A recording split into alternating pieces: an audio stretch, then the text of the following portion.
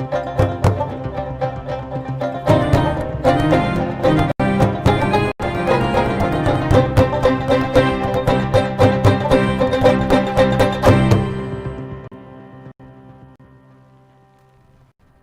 News night prime নিউজে আপনাদের সবাইকে স্বাগত। আমি রয়েছি আপনাদের সাথে, রাখছি চোখ রাখছে খবরে। শিক্ষকের ঘাটতি পূরণে সচেষ্ট রয়েছে রাজ্য সরকার। ক্ষেত্রে পর্যায়ক্রমে চলছে নিয়োগ প্রক্রিয়া, যা জারি থাকবে আগামী দিনেও। বরদলি স্কুলের বর্ষপূর্তি অনুষ্ঠানে আমন্ত্রণ জানিয়েছেন মুখ্যমন্ত্রী ডাক্তার মানিক সাহা। কেবলমাত্র সরকারি বিদ্যালয়গুলিতেই নয়, সরকারি অনুদান প্রাপ্ত বিদ্যালয়গুলিতেও শিক্ষকের ঘাটতি পূরণে পদক্ষেপ নেওয়া হয়েছে বলে জানিয়েছেন মুখ্যমন্ত্রী ডাক্তার মানিক সাহা। বুধবার বরদোয়ালি উচ্চতর মাধ্যমিক বিদ্যালয়ের ৭৫তম বর্ষপূর্তি অনুষ্ঠানে বক্তব্য রাখতে গিয়ে এ বিষয়ে দপ্তর আধিকারিকদের নির্দেশ দেওয়া হয়েছে বলে জানিয়েছেন মুখ্যমন্ত্রী ডাক্তার মানিক সাহা। করার জন্য আমরা তো কাজ করছি। এখানে বিভিন্ন জায়গায় আমার কাছে খবর আছে যে গভর্নমেন্ট এইডেড যে স্কুলগুলো আছে সেখানে শিক্ষক শিক্ষিকাদের একটা বিরাট ঘাটতি আছে। আমি এই বিষয়গুলো এখানে বসে বসে ভাবছিলাম, অনেক সময় কেউ এত ওভারল্যাপিং হয় কাজের চাপে, তো অনেক সময় এগুলো আসে তারপর খেয়ালও থাকে না। কিন্তু আমার মনে হয় এগুলো আমাদের অলরেডি আমি বলেছি আধিকারিকদের যে এগুলো নিয়ে আসার জন্য, যাতে করে কোনো জায়গার মধ্যে শিক্ষক শিক্ষিকাদের কমতি না আসে, সেই কাজগুলো আমরা করব। আমরা বিভিন্ন ত্রিপুরা সরকার অনেক শিক্ষানীতি আমরা যে রাজ্যের ক্ষেত্রে আমরা অনেকগুলো রাজ্য সরকারের অনেকগুলো নীতি আমরা নিয়েছি এবং সেই নীতিগুলো যাতে সাফল্য হয় তার জন্য আমরা কাজ করছি। আমাদের যারা অবহেলিত আছে, যারা দুর্বল শ্রেণীর লোক আছে, যারা মাইনরিটি সম্প্রদায়ের আছে, জনজাতি আছে, মহিলা, তাদেরকে কিভাবে উন্নতি করা যায় তার জন্য আমাদের এই যে আমরা বিভিন্ন যে শিক্ষাক্ষেত্রে ডিসিশন নিয়েছি, যে নীতি নিয়েছি, সেইগুলো কভার হবে। রাজ্যের বিদ্যালয়গুলিতে সুষ্ঠু স্বাভাবিক প্রতিযোগিতামূলক মানসিকতা গড়ে তোলা, সেই ক্ষেত্রে দুর্বলতাগুলিকে চিহ্নিতকরণের জন্য Tripura school assessment and accreditation framework লাগু করা হয়েছে বলে জানিয়েছেন মুখ্যমন্ত্রী ডাক্তার মানিক সাহা। যে এটাকে বলে টি-স্কোয়াফের ফুল নেম হচ্ছে Tripura school quality assessment and accreditation framework. সেটা আমরা শুরু করেছি। এতে করে সমস্ত ত্রিপুরা রাজ্যের যে স্কুলগুলো একটা হেলদি কম্পিটিশন হবে। এই হেলদি কম্পিটিশনে কোন কোন স্কুলের মধ্যে কি কি সমস্যা আছে, তাদের দুর্বল যে স্থানগুলো সেইগুলো যাতে চিহ্নিত করা হয় এবং সেইগুলো যাতে আবার যদি গ্যাপ থাকে সেটাকে ফিল আপ করার যে ব্যবস্থা এবং আগামী দিনে ফিউচারে তার যে রোড ম্যাপ হবে সেটাকে শক্তিশালী করার জন্য এই টি-স্কোয়াফ যে কার্যক্রম আমরা সেটা শুরু করেছি। আমরা ছাত্রছাত্রীদের প্রদান করতে হবে গুণগত শিক্ষা। সর্বভারতীয় স্তরে বিভিন্ন প্যারামিটার প্রতিযোগিতায় রয়েছে ত্রিপুরা। এখন স্কুলগুলিতে থিঙ্কারিং ল্যাব, স্মার্ট ক্লাস শুরু হয়েছে। শিক্ষাক্ষেত্রে প্রতিনিয়ত অনেক সংস্কার হচ্ছে। প্রযুক্তির সমন্বয় ঘটেছে। এখন বিভিন্ন ক্ষেত্রে সংযুক্ত হয়েছে আর্টিফিশিয়াল ইন্টেলিজেন্স বলে এদিন জানিয়েছেন মুখ্যমন্ত্রী। রাজ্যে এনসিইআরটি পাঠ্যক্রম চালু হয়েছে। সুপার 30 প্রকল্প চালু হয়েছে। জনজাতি এলাকায় শিক্ষা ক্ষেত্রে উন্নয়নে বিশেষ গুরুত্ব দিয়েছেন প্রধানমন্ত্রী নরেন্দ্র মোদী। এজন্য রাজ্যে 21টি একলব্য মডেল রেসিডেন্সিয়াল স্কুল গড়ে তোলার জন্য বরাদ্দ হয়েছে অর্থ। শিক্ষার উন্নয়নে চালু করা হয়েছে মুখ্যমন্ত্রী মেধা পুরস্কার। বিনামূল্যে বাইসাইকেল প্রদান করা হচ্ছে নবম শ্রেণীর ছাত্রীদের। প্রি প্রাইমারি ক্লাস, নিপুণ ত্রিপুরা মডিউল, বিদ্যা সেতু সহ আরও অনেক প্রকল্প চালু করা হয়েছে শিক্ষার উন্নয়নে। এক্ষেত্রে ডিজিটাল শিক্ষার উপরও গুরুত্ব দেওয়া হয়েছে বলে জানিয়েছেন মুখ্যমন্ত্রী ডাক্তার Manik Saha. Bureau report, news now. চিকিৎসক নিয়োগের ক্ষেত্রে এক ধাপ এগিয়ে গেল রাজ্য সরকার। এক্ষেত্রে মেধা তালিকা প্রকাশ করল ত্রিপুরা লোক সেবা আয়োগ। রাজ্য স্বাস্থ্য দপ্তরের চিকিৎসক নিয়োগের প্রক্রিয়ায় এক ধাপ এগিয়ে গেল সরকার। চিকিৎসক নিয়োগের ক্ষেত্রে মেধা তালিকা প্রকাশ করল ত্রিপুরা লোক সেবা আয়োগ। এক্ষেত্রে 216 জন নির্বাচিত চিকিৎসকের মেধা তালিকা প্রকাশ করল ত্রিপুরা লোক সেবা আয়োগ। উল্লেখ করা যেতে পারে, 2025-26 অর্থ বছরের স্বাস্থ্য ও পরিবার কল্যাণ দপ্তরের অধীনে বিভিন্ন চিকিৎসক ও নার্স নিয়োগের পরিকল্পনা গ্রহণ করা হয়েছে বলে ইতিমধ্যে জানিয়েছিলেন মুখ্যমন্ত্রী ডাক্তার মানিক সাহা। এই প্রক্রিয়া বর্তমানে টিপিএস-এর আওতাধীন রয়েছে বলেও জানিয়েছিলেন তিনি। শুধু তাই নয়, মেডিকেল অফিসার, আয়ুর্বেদ এবং টিএএস এর 4র্থ শ্রেণীর 13টি পদ পূরণের উদ্যোগ ইতিমধ্যে নেওয়া হয়েছে বলেও জানিয়েছেন মুখ্যমন্ত্রী। পাশাপাশি টিডিএস এর মেডিকেল অফিসার ডেন্টাল গ্রেড 4 এর 6টি শূন্যপদ পূরণের প্রক্রিয়াও জারি রেখেছে রাজ্য সরকার। এছাড়া নার্সিং অফিসারের 332টি শূন্যপদ পূরণের প্রশাসনিক কার্যক্রম জারি রেখেছে স্বাস্থ্য দপ্তর। এছাড়া আরও 100টি নতুন শূন্যপদ সৃষ্টি ও পূরণের জন্য দফতর উদ্যোগ নিয়েছে। 2025-26 অর্থ বছরের মধ্যে এর সমস্ত পদে নিয়োগ সম্পূর্ণ হবে বলে জানিয়েছিলেন মুখ্যমন্ত্রী ডাক্তার Manik Saha. Bureau report, news now. 15 August ৭৯তম স্বাধীনতা দিবস উদযাপনের প্রস্তুতি চূড়ান্ত বলে জানিয়েছেন রাজ্য পুলিশের মহানির্দেশক অনুরাগ ধ্যানকর। গত 20 দিন ধরে প্রস্তুতি চলছে বলে বুধবার জানিয়েছেন পুলিশ মহানির্দেশক। দেশের ৭৯তম স্বাধীনতা দিবস উপলক্ষে প্রস্তুতি চূড়ান্ত রাজ্য প্রশাসনের। অন্যান্য বছরের মতো এই বছরও স্বাধীনতা দিবসের মূল অনুষ্ঠানটি হবে রাজধানী আগরতলার আসাম রাইফেলস ময়দানে।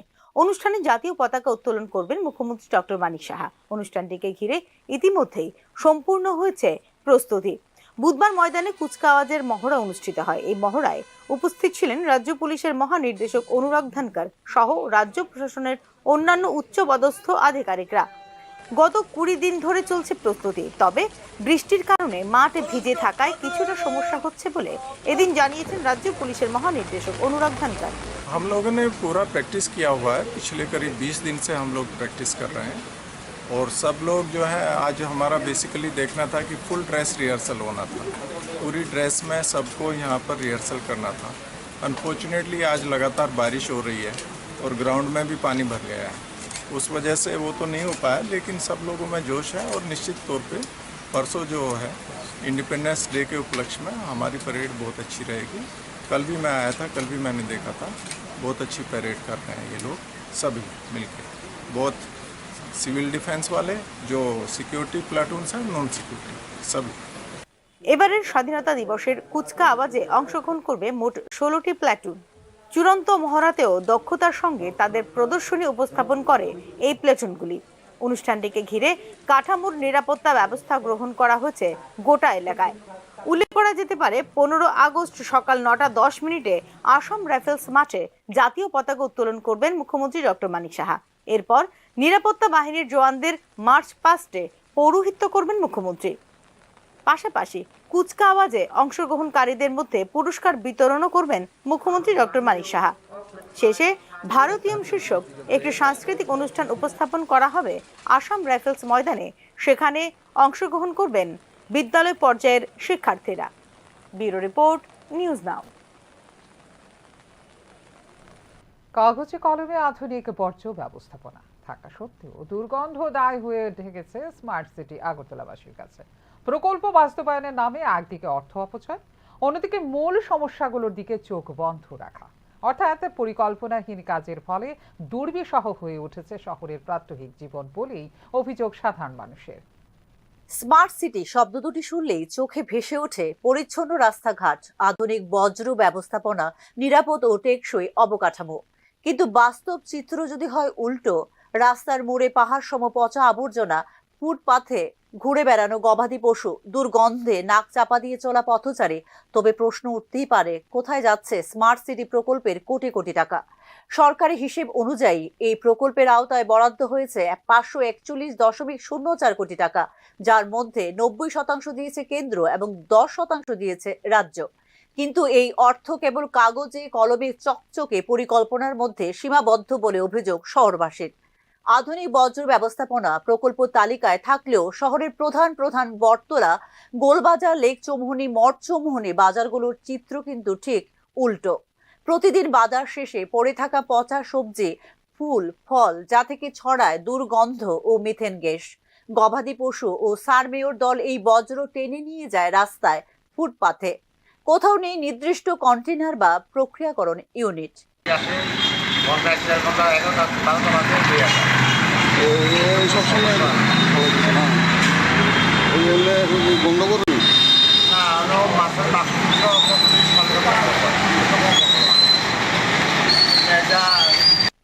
বায়োগ্যাস প্ল্যান্ট বা জৈব সার উৎপাদন কেন্দ্র স্থাপন করলে একদিকে দূষণ কমানো, অন্যদিকে শক্তি ও সার উৎপাদন দুটি সম্ভব হতো বলে মনে করছেন বিশেষজ্ঞরা। বায়োগ্যাস প্ল্যান্টে মাত্র 24 থেকে 28 ঘন্টায় এসব বজ্র থেকে তৈরি করা যেত রান্নার গ্যাস বা সার, যা বিক্রি করে অর্জন করা যেত রাজস্ব।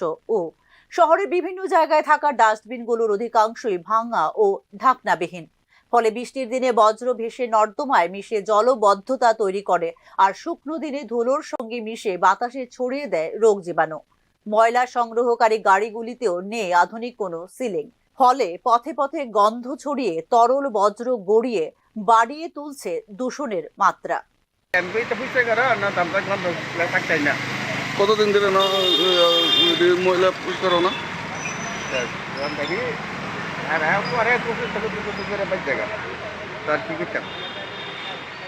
প্রকল্প বাস্তবায়নের নামে একদিকে অর্থ অপচয়, অন্যদিকে মূল সমস্যাগুলোর দিকে চোখ বন্ধ রাখা হয়েছে বলে অভিযোগ শহরবাসীর।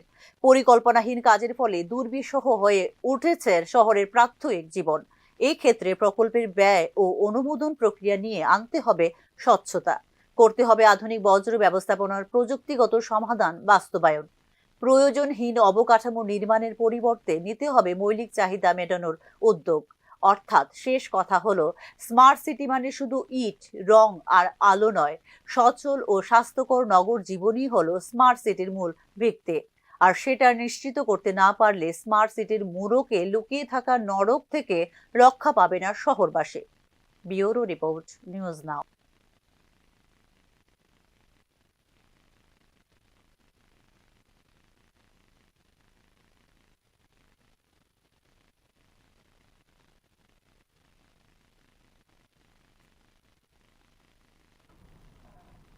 জাতীয় চিত্রাঙ্কন প্রতিযোগিতায় সাফল্য অর্জন করে দিল্লির লালকেল্লায় অনুষ্ঠিত ৭৯তম স্বাধীনতা দিবসের মূল অনুষ্ঠানে অতিথি হিসেবে উপস্থিত থাকার আমন্ত্রণ পেল রাজ্যের উৎকর্ষী মজুমদার। তার এই সাফল্য নিঃসন্দেহে অনুপ্রেরণা যোগাবে আগামী প্রজন্মকে। ছৈলাংটার নবম শ্রেণীর ছাত্রী উৎকর্ষী মজুমদার তার প্রতিভা, কল্পনা শক্তি ও শিল্প সত্তার ছাপ রেখে জাতীয় স্তরে অর্জন করেছে অনন্য সম্মান। কেন্দ্রীয় প্রতিরক্ষা মন্ত্রক আয়োজিত নতুন ভারত সক্ষম ভারত শীর্ষক চিত্রাঙ্কন প্রতিযোগিতায় অংশগ্রহণ করে দেশের সেরা ২০০ জন শিল্পীর তালিকায় নিজের স্থান করে নেয় উৎকর্ষী। ১৪ বছর বয়সেই এই অনন্য কৃতিত্ব তাকে নিয়ে যাচ্ছে দিল্লির লালকেল্লায়। ৭৯তম স্বাধীনতা দিবস আয়োজনে বিশেষ আমন্ত্রিত হিসেবে লালকেল্লার অনুষ্ঠানে উপস্থিত থাকার আমন্ত্রণ পেয়েছে উৎকর্ষী Majumdar.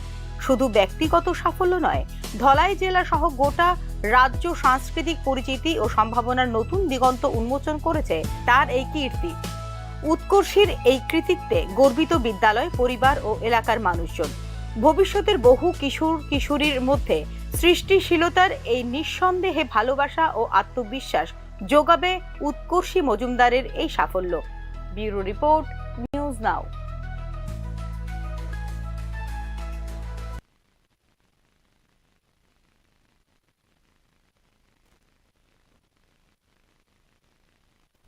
Lalit Kala Akademi North East Regional Centre আগরতলার উদ্যোগে হর ঘর তিরঙ্গা র্যালির আয়োজন করা হয় বুধবার। নজরুল কলাক্ষেত্র থেকে শুরু হয়ে শহরের বিভিন্ন পথ পরিক্রমা করে এই র্যালি।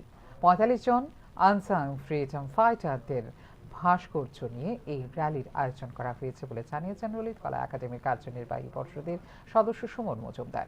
স্বাধীনতা সংগ্রামে আত্মবলিদান দিয়েছেন কিন্তু বিশেষভাবে পরিচিতি পাননি এরকম ৪৫ জন স্বাধীনতা সংগ্রামীর আত্মবলিদান জনসম্মুখে তুলে ধরার উদ্দেশ্যেই এই কর্মসূচি বলে জানিয়েছেন ললিত কলা একাডেমির কার্যনির্বাহী পর্ষদের সদস্য সুমন মজুমদার।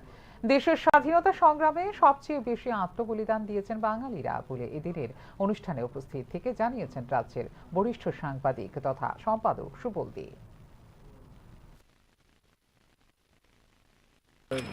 এই প্রোগ্রামটা মূল উদ্দেশ্য হচ্ছে, আমরা একটি অনুষ্ঠান করেছিলাম আনসাং ফ্রিডম ফাইটারদের নিয়ে আমাদের ললিত কলা একাডেমিতে গত বছর। ওখানে আমরা ৪৫টি ভাস্কর্য নির্মাণ করি যারা উত্তর পূর্বাঞ্চলে ভারতের স্বাধীনতা আন্দোলনে বিশেষ ভূমিকা গ্রহণ করেছিলেন, কিন্তু তাদের সেই অর্থে এখানে আমরা নাম বা তাদের যোগদান আমরা জানতে পারি না। তো তাদেরকে ট্রিবিউট জানিয়ে আমাদের ৪৫টি ভাস্কর্য নিয়ে যারা স্বাধীনতা সংগ্রামী ছিলেন এই র্যালিটা করছি। সঙ্গে আমাদের আর্ট কলেজে যারা ভাই বন্ধুরা আছেন ওনারা আছেন, সঙ্গে আগরতলার যারা শিল্পীরা আছেন আমাদের স্টুডিও বা স্টুডিওর বাইরে, তারাও এই বাইক র্যালিতে অংশগ্রহণ করবে। এই ভারতের স্বাধীনতা সংগ্রামের জন্য সবচেয়ে যাদের বেশি অবদান। গ্রামের প্রধান পানীয় জলের উৎস একটি মাত্র সরকারি ওয়াটার পাম্প মেশিন বিকল হয়ে রয়েছে দীর্ঘদিন ধরে। প্রেক্ষিতে পানীয় জলের ভরসা ঝর্ণার জল। ঘটনা পাপিয়াছড়া বিধানসভার দেওভ্যালি এডিসি ভিলেজে। তবে কি জল জীবন মিশন প্রকল্পের প্রায় 82% সাফল্য মুখ থুবড়ে পড়েছে দেওভেলি এডিসি ভিলেজের মতো এলাকাগুলিতে? প্রশ্ন কিন্তু উঠছে তা নিয়েই। ডবল ইঞ্জিনের সরকার দাবি করলেও বাস্তবে থমকে গেছে পরিষেবার চাকা, এমনই অভিযোগ উঠছে পাবিয়াছড়া বিধানসভার দেওভেলি এডিসি ভিলেজে। গ্রামের প্রধান পানীয় জলের উৎস একটি সরকারি ওয়াটার পাম্প মেশিন বিকল হয়ে রয়েছে দীর্ঘদিন ধরে। ফলে ঘনবসতিপূর্ণ এই অঞ্চলের মানুষ বাধ্য হয়ে ব্যবহার করছেন ঝর্ণার জল। গ্রামের প্রবীণ বাসিন্দা থেকে শুরু করে নারী শিশু সবার জন্যই এই পরিস্থিতি দাঁড়িয়েছে চরম ভোগান্তির কারণ হয়ে। এটা হলে খাঁচারে চলা লেখাবাজি, আর আমরা যে বৃষ্টি আইলে এখান থেকে জল লইয়া যায়, আর বৃষ্টি না আইলে তো কষ্ট, এখানে সাপ্লাইও দেয় না, আবার কষ্ট জল খাইতে অনেক। তো এন জলের সমস্যা একটু সরকারি তা এন একটু জলের সুবিধা তো আর কি। ঝর্ণার জল দূষিত হওয়ার ঝুঁকি থাকলেও বিকল্পের অভাবে একমাত্র ভরসা এখন সেটাই। এই ক্ষেত্রে সরকার ও সংশ্লিষ্ট দপ্তর অথর্ব। বারবার জানানো সত্ত্বেও এখনো নেয়নি কেউ পাম্প মেরামতের উদ্যোগ। তাই এলাকাবাসীর দাবি অবিলম্বে বিকল্প পাম্প মেরামত করে চালু করতে হবে স্বাভাবিক জল সরবরাহ। তা সাপ্লাই তো আছে, কিন্তু থাকিয়ে তো থাকে 1 মাস 2 মাস এরকম করে, কষ্ট তো অনেক, পানির কষ্ট, জলের কষ্ট। কেমন পরিবার আছে এখানেও? কত পরিবার, এখানে তো আছে অনেক পরিবার আছে, আর এখানেও পরিবারটা সবাই এখান থেকে খায় জল। আপনারা চাইতেছেন যে এখানে জলের সঠিক ব্যবস্থা করা হোক? হ্যাঁ। রাজ্য সরকারের দেওয়া সর্বশেষ তথ্য অনুসারে জলজীবন মিশন চালু হওয়ার পর থেকে রাজ্যের গ্রামীণ এলাকার 6,12,192টি পরিবারে পৌঁছে দেওয়া হয়েছে নলবাহিত পানীয় জলের সংযোগ। শতাংশের নিরিখে যা হলো 81.54%। শুধু তাই নয়, জলজীবন মিশনে রাজ্যের গ্রামীণ এলাকার 6,12,192টি পরিবারে নলবাহিত পানীয় জলের সংযোগ পৌঁছে দেওয়া হয়েছে বলে উল্লেখ রয়েছে সরকারি নথিতে। এর জন্য 2,813টি ডিপ টিউবওয়েল খনন করা হয়েছে। চালু করা হয়েছে 2,354টি ডিপ টিউবওয়েল। তাছাড়াও 7,184টি স্মল বোর টিউবওয়েল চালু, 296টি ইনোভেটিভ স্কিম, 4টি সারফেস ওয়াটার ট্রিটমেন্ট প্ল্যান্ট এবং 904টি আয়রন রিমুভাল প্ল্যান্টও স্থাপন করার দাবি করছে রাজ্য সরকার। কিন্তু দেওভেলি এডিসি ভিলেজের মতো রাজ্যের বিভিন্ন এলাকাগুলিতে সরকার এই দাবি কতটুকু বাস্তবসম্মত, প্রশ্ন কিন্তু উঠছে তা নিয়ে। ব্যুরো রিপোর্ট, নিউজ নাও। বুধবার সকালে এক মর্মান্তিক সড়ক দুর্ঘটনায় গুরুতর আহত হলেন রাজ্যের কৃষি দপ্তরের চিফ ইঞ্জিনিয়ার স্বপন কুমার দাস। কৈলাসহরে একটি সরকারি অনুষ্ঠানে যোগ দিতে যাওয়ার পথে বিকল্প জাতীয় সড়ক আগরতলা কৈলাসহর ভায়া কমলপুর হয়ে আসার সময় ফটিকরায় থানার জয়কুন্তী দ্বাদশ শ্রেণী বিদ্যালয়ের সামনে একটি গভীর গর্তে পড়ে নিয়ন্ত্রণ হারিয়ে উল্টে যায় গাড়িটি। গাড়িটিতে ছিলেন এক্সিকিউটিভ ইঞ্জিনিয়ার বীরেশ্বর দেববর্মা ও চালক খোকন দাসও। 3 জনই গুরুতরভাবে আহত হন। এই দুর্ঘটনায় চিফ ইঞ্জিনিয়ার ও এক্সিকিউটিভ ইঞ্জিনিয়ারকে দ্রুত আগরতলা স্থানান্তর করা হয়। চিকিৎসার জন্য চালককে প্রথমে কুমারঘাট হাসপাতালে নিয়ে যাওয়া হয়, পরে সেখান থেকে রেফার করা হয়েছে ঊনকোটি জেলা হাসপাতালে। এই দুর্ঘটনা সংশ্লিষ্ট সড়ক অবকাঠামোর দুরবস্থার প্রতি আবারও দৃষ্টি আকর্ষণ করল বলে অভিযোগ স্থানীয় বাসিন্দাদের। এখনকার মতো এই মুহূর্তের সংবাদ এই পর্যন্ত। অন্যান্য আপডেটস দেখার জন্য অবশ্যই নজর রাখতে হবে নিউজ নাওর পর্দায়। নমস্কার, শুভরাত্রি।